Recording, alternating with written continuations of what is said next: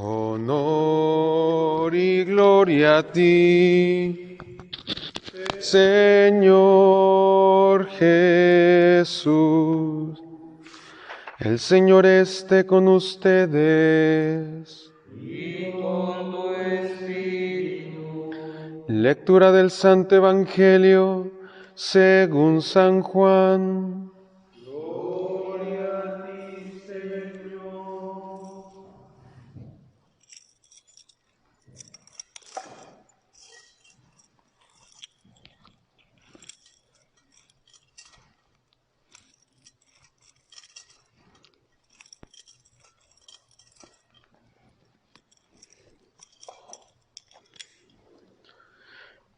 Juan capítulo 4, versículo 1 al 41. En aquel tiempo Jesús vio al pasar a un ciego de nacimiento, y sus discípulos le preguntaron: Maestro, ¿quién pecó para que éste naciera ciego, él o sus padres? Jesús respondió: Ni él pecó, ni tampoco sus padres. Nació así para que manifestaran las obras de Dios. Es necesario que yo haga las obras del que me envió mientras es de día, porque luego llega la noche y ya nadie puede trabajar. Mientras esté en el mundo, yo soy la luz del mundo. Dicho esto, escupió en el suelo, hizo lodo con la saliva, se lo puso en los ojos al ciego y le dijo: Ve a lavarte en la piscina de Siloé, que significa enviado. Él fue, se lavó y volvió con vista. Entonces los vecinos y los que lo habían visto antes pidiendo limosna preguntaban: ¿no es este el que se sentaba a pedir limosna? Pero él decía: yo soy. Y le preguntaron: entonces, ¿cómo se te abrieron los ojos? Él les respondió: el hombre que se llama Jesús hizo lodo, me lo puso en los ojos y me dijo: ve a Siloé y lávate. Entonces fui, me lavé y comencé a ver. Le preguntaron: ¿en dónde está él? Les contestó: no lo sé. Llevaron entonces ante los fariseos al que había sido ciego. Era sábado, el día en que Jesús hizo lodo y le abrió los ojos. También los fariseos le preguntaron cómo había adquirido la vista. Él le contestó: me puso lodo en los ojos, me lavé y veo. Algunos de los fariseos comentaban: ese hombre no viene de Dios porque no guarda el sábado. Otros replicaban: ¿cómo puede un pecador hacer semejante prodigios? Y había división entre ellos. Entonces volvieron a preguntarle al ciego: ¿y tú qué piensas del que te abrió los ojos? Él les contestó que es. Pero los judíos no creyeron que aquel hombre que había sido ciego hubiera recobrado la vista. Llamaron pues a sus padres y les preguntaron: ¿es este su hijo del que ustedes dicen que nació ciego? ¿Cómo es que ahora ve? Sus padres le contestaron: sabemos que este es nuestro hijo y que nació ciego. ¿Cómo es que ahora ve o quién le haya dado la vista? No lo sabemos. Pregúntenselo a él, ya tiene edad suficiente y responderá por sí mismo. Los padres del dijeron esto por miedo a los judíos, porque éstos ya habían convenido en la sinagoga a quien reconociera a Jesús como el Mesías. Por eso sus padres dijeron: ya tiene edad, pregúntenle a él. Llamaron de nuevo al que había sido ciego y le dijeron: da gloria a Dios, nosotros sabemos que ese hombre es pecador. Contestó él: si es pecador, yo no lo sé. Solo sé que yo era ciego y ahora veo. Le preguntaron otra vez: ¿qué te hizo? ¿Cómo te abrió los ojos? Les contestó: ya me han dado crédito. ¿Quieren oírlo? ¿Acaso también ustedes quieren hacerse discípulos suyos? Entonces ellos lo llenaron de insultos y le dijeron: discípulo de ese lo serás tú. Nosotros somos discípulos de Moisés. Nosotros sabemos que a Moisés le habló Dios, pero ese no sabemos de dónde viene. Replicó aquel hombre: es curioso que ustedes no sepan de dónde viene y sin embargo me ha abierto los ojos. Sabemos que Dios no escucha a los pecadores, pero al que lo teme y hace su voluntad, a ese sí lo escucha. Jamás se ha oído decir que alguien abriera los ojos a un ciego de nacimiento. Si éste no viniera de Dios, no tendría ningún poder. Le replicaron: tú eres puro pecado desde que naciste. ¿Cómo pretendes darnos lecciones? Y lo echaron fuera. Jesús supo que lo habían echado fuera y cuando lo encontró le dijo: ¿crees tú en el Hijo del Hombre? Él contestó: ¿y quién es, Señor, para que yo crea en él? Jesús le dijo: ya lo has visto, el que está hablando contigo, ese es. Él dijo: creo, Señor. Y postrándose, lo adoró. Entonces le dijo Jesús: yo he venido a este mundo para que se definan los campos, para que los ciegos vean y los que ven queden ciegos. Al oír esto, algunos fariseos que estaban con él le preguntaron: entonces, ¿también nosotros estamos ciegos?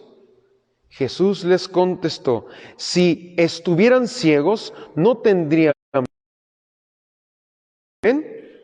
Siguen en su pecado. Palabra del Señor. Gloria a ti, Señor Jesús. Tomen asiento.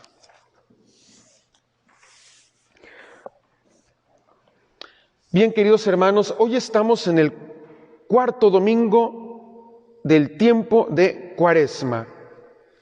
En el año litúrgico hay 2 domingos en los que los presbíteros usamos ornamentos de color rosado, porque es el color de la alegría. Cuaresma se domingos de sacrificio y ayuno, pero dentro de estos domingos también entra el poder vivir la fe con alegría. Y por eso en Adviento, que es el tercer domingo de Adviento, se celebra lo que llamamos el domingo de Gaudete, es decir, del gozo. Perdón, el cuarto domingo de Adviento. El cuarto. Y hoy, cuarto domingo de Cuaresma, celebramos aquí lo que llamamos el domingo de Letare. ¿Por qué Letare? Porque la palabra Letare significa alégrate, gózate, Jerusalén. Así de hecho comienza la antífona de entrada en el misal romano. Dice Letare Jerusalén, es decir, alégrate, Jerusalén. Bueno, en el relato de la primera lectura que encontramos, una trampa en la que caemos usualmente todos. Me atrevo a decir que no existe persona alguna que alguna vez en la vida no haya caído en la trampa de lo que llamamos juzgar de forma superficial. Lo que llamamos el prejuicio. Más de alguno hemos visto una persona que a lo mejor nunca hemos platicado, pero la vemos pasar y decimos, como que se ve que es así. No hemos hablado, no hemos platicado, pero ya la juzgamos. Eso se llama prejuicio. Es decir, un juicio de manera superficial. Como dicen por ahí el dicho, no hay que juzgar un libro por su portada, porque a veces la portada está fea, pero el libro en su contenido es interesante. Hoy Samuel escucha del Señor y le dice, Samuel, ve y unge a un hijo de Jesé como rey. ¿Y qué sucede? Que cuando nos dejamos llevar por la apariencia,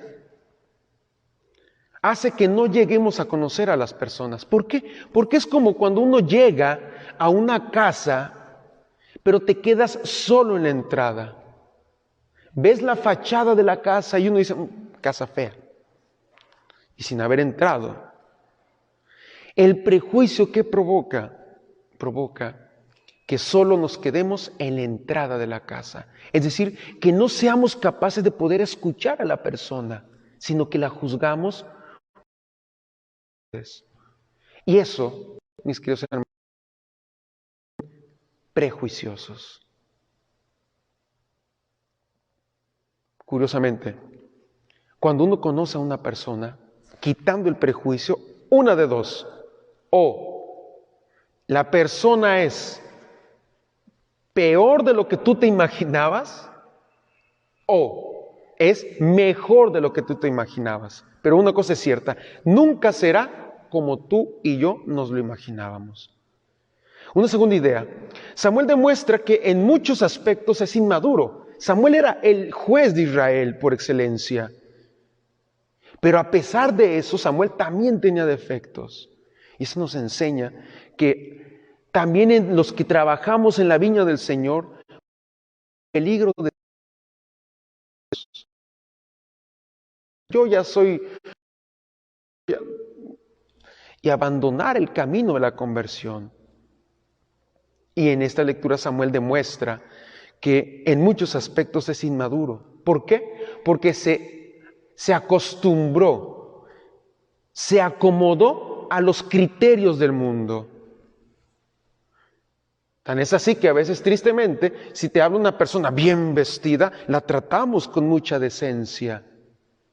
Y si la vemos vestida de forma sencilla, más de alguna vez la hemos tratado con un poco de actitud despectiva. Condenable, de ser reprochable. Tercera idea: David dice, Samuel, Eliab, el mayor de los hijos de Jesé, y lo ve alto, fornido, ¿no? Dice, este ha de ser.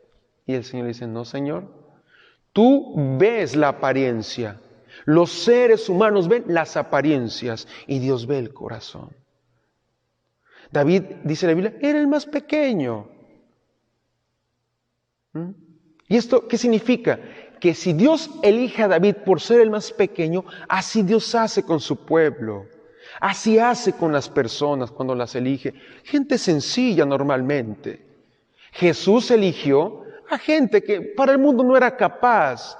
Pedro, Juan, Santiago eran pescadores, no es que eran doctos. Uno que otro que sí era más o menos más capaz, ¿no? Escoge a un Pedro ignorante, un nivel, digámoslo, pobre.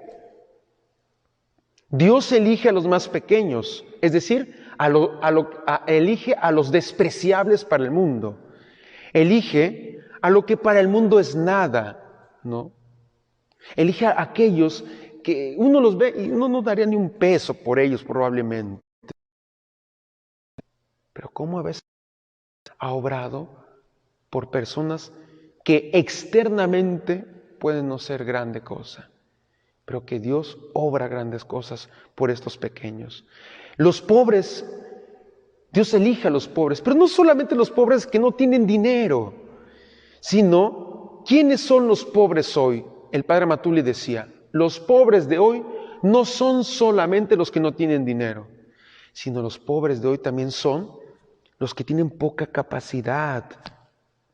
Los pobres son aquellos que, pobrecitos, tienen una enfermedad. Los pobres son los que no tienen mucho estudio. A mí me da tristeza, sinceramente. Yo he escuchado en muchos lugares seminarios donde te dicen, el muchacho quiere ser sacerdote, pero el seminario dice, ¿qué estudios tienes? No, tengo primaria. Soy de un pueblito, tengo primaria. Y entonces el promotor vocacional chiflado que dice, mira, ¿tú quieres ser sacerdote? Sí, perfecto. Regrésate a tu casa, termina la secundaria, el bachillerato y después ingresas. ¡Qué tontos! ¿No estás viendo que el pobre muchacho es pobre, no tiene para pagarse la escuela? ¿Cuántas vocaciones hemos desperdiciado? ¿Por qué? Porque no somos capaces de ayudar al pobre. No. Muchos somos ejemplo de esto, de cómo Dios ha apostado por un padre, muchos padres que yo conozco de la fraternidad, que conozco a su familia, padre de Guatemala, familia sencillita, indígena, ¿no? Que entró un sexto de primaria. Porque su familia no podía pagar secundario. ¿Qué va a pagar? No. Y me acuerdo, Padre Matul le dio la oportunidad. Sacerdote. No desperdiciemos oportunidades. Ponemos la vara tan alta para los pobres que el que no tiene dinero, una patada a veces le damos. Tristemente, decimos ayudar a los pobres, pero no apostamos por los pobres en la práctica. David es el ejemplo del pequeño que es elegido por Dios. Y Dios, ojo, nunca, más bien, Dios no siempre llama a los más capacitados. A veces llama capaces, no muy capaces. Pero una cosa es cierta, a los que llama, Él los capacita. En la segunda lectura, en consonancia con el Evangelio, dice el San Pablo en la carta a los Efesios, en otros tiempos éramos tinieblas, ahora somos de la luz. Y a veces eso es tan difícil para muchos, el abandonar la vida de pecado. Muchas veces no queremos en el fondo, nos duele dejar el pecado. ¿Por qué? Porque caemos en una cama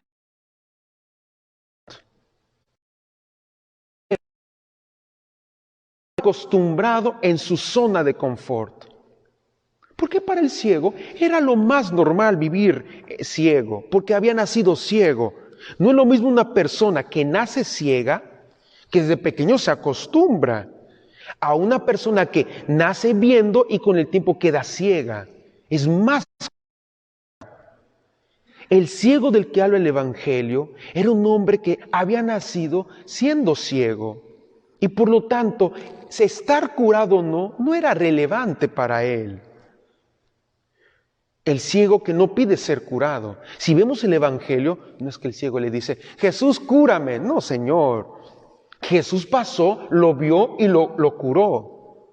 Pero el ciego estaba en su zona de confort. Ciencia. El pecado lo que provoca que es adormece la conciencia, ¿no? Veamos pues el Evangelio en algunos aspectos. Número 1, las actitudes de los que ven el milagro. 1, los vecinos. Dice que los vecinos se sorprenden por la curación y en ellos hay una incredulidad. ¿Por qué? Porque no solo el ciego se acostumbró a vivir en las tinieblas, sino que los vecinos del ciego ya lo habían visto ciego toda la vida. No solo el ciego se acostumbró a vivir en ceguera, sino que los vecinos se acostumbraron a ver al otro en la ceguera. Es decir, el pecador se acostumbra a vivir en pecado. ¿Y qué pasa después? Que los demás nos acostumbramos a ver a los otros en pecado. Y decimos, yo no me meto en tu vida y tú no te metes en la mía. Eso no puede decirlo un cristiano. Cristiano se ve que el otro, ¿qué pasó? Estás en pecado. Para un pagano está bien, haz tu vida lo que tú quieras. Cristiana, cuando está en un pecado. Por eso, el primer grupo de vecinos que ve a Jesús, que ve al ciego, se sorprende, no creen. Un segundo grupo, los fariseos, que no logran distinguir cuando algo viene de Dios. ¿Cómo es que este tal Jesús va a venir de Dios? No creo. ¿Por qué? Pues, cura un sábado y está prohibido un sábado. ¿Por qué no lo hizo un viernes, lo hubiera hecho un domingo? ¿Por qué lo hizo un sábado? Este no viene de Dios. Ese es otro tipo de personas que no saben distinguir. ¿Solo por qué? Porque Jesús no curó a su manera. Y como no curó a su manera, los fariseos se molestan. Pero Dios, cuando corrige un corazón, no siempre lo va a hacer a la propia manera. Lo va a hacer a la manera de Él, no a la manera de nosotros. Un tercer grupo, que en este caso es Jesús, expulsa a Jesús, nuestro Señor, lo encuentra y le hace la pregunta más importante que hoy te hace a ti y a mí, y es, ¿crees tú en el Hijo del Hombre? ¿Crees tú? ¿Qué significa esto? ¿Me crees a mí que puedo hacer algo por ti? ¿Crees que yo puedo obrar en ti? Hoy muchos se acostumbran a vivir en las tinieblas. ¿Y saben qué? Como el ciego. No ven la necesidad de dejar de ser ciego. ¿Por qué? Porque nací ciego. ¿Sí? Si me curo o no me curo, no pasa nada. Hoy mucha gente se acostumbra como este ciego. ¿A qué? A vivir sin una necesidad de Dios. No necesito de Dios. Como cuánta gente que dice, yo no me confieso. ¿Para qué? ¿Para qué me confieso? No, si voy a volver a pecar. Es una actitud mediocre. Satanás ha logrado ganar en tu vida. Pues, ¿para qué te confiesas? Vas a volver a pecar. Ya hay que pedirle a Dios que quite del corazón estos sentimientos de no confesarse. Porque eso significa amarrarse a la ceguera de por vida. Esta pregunta de ¿crees tú en el Hijo del Hombre? Se puede traducir como ¿crees en mí? ¿Crees que puedo hacer algo por ti? Por lo tanto, para finalizar, dejarse curar por el Señor, hermanos, implica dos cosas. Cuando el ciego quedó curado, sus vecinos y los fariseos lo atacaron. ¿Qué significa esto? Que dejarse curar por el Señor implica, uno, conflictos con los más cercanos y con su propio mundo. ¿Qué le pasó al ciego? Lo sacaron a patadas del templo, de la sinagoga. Por lo tanto, dejarse curar por el Señor significa conflictos con los más cercanos, papá, mamá, hermanos, que no les gusta que tú vayas a la iglesia, que te critican porque... Y dejarse curar por el Señor implica que incluso tus padres te nieguen. ¿Qué hicieron los papás? A ver, venga, ¿este es tu hijo que estaba ciego? Sí. ¿Y cómo es que está curado? Y los papás se lavan las manos. Son hijos de Pilato, ¿no? Es nuestro hijo, que cómo quedó curado, no sabemos, ya está grandecito. Se lavan las manos. Y en la vida, queridos hermanos, hay que aprender a tener verdaderos y auténticos amigos que te lleven al Señor.